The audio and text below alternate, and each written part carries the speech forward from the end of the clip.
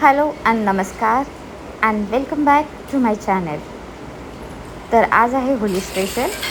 तर चला सुरुवात करूया.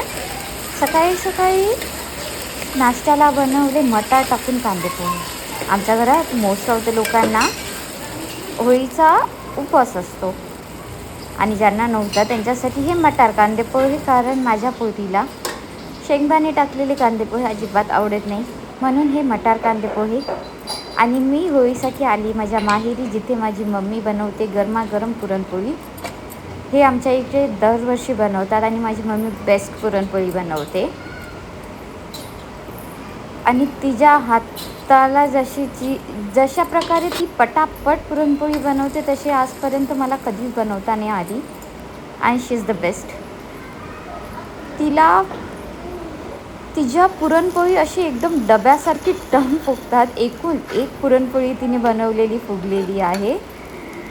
आणि त्यात म्हणजे माझी मम्मी पुरणपोळी भाजत नाही, तर ती तुपात तळल्यासारखी असते, कारण इतका तूप टाकून पुरणपोळी बनलेली असते आमच्या घरात.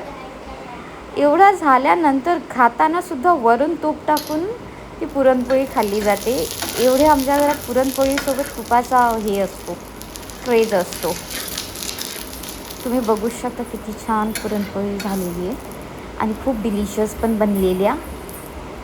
पुरणपोळी झाल्यानंतर संध्याकाळी मम्मीने डिनरसाठी, कारण होळीचा उपवास आहे म्हणून पनीर चिली बनवलेली.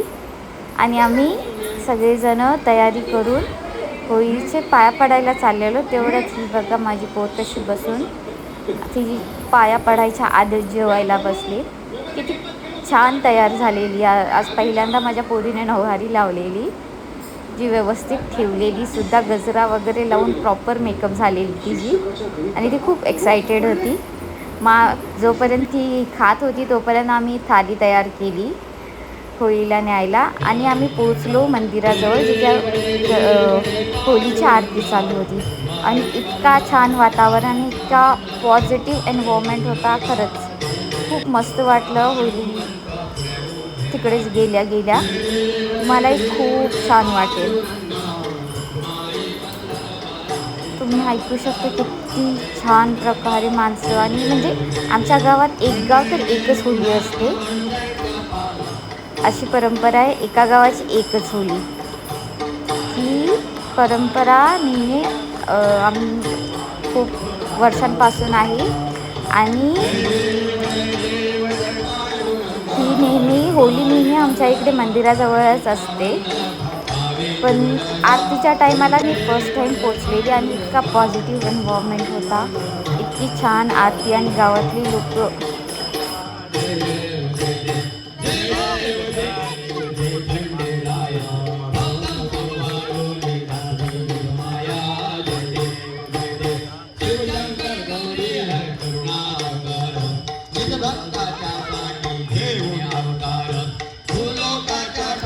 असा होता आमचा होलीचा पॉझिटिव्ह आणि खूप अस्थेटिक डे.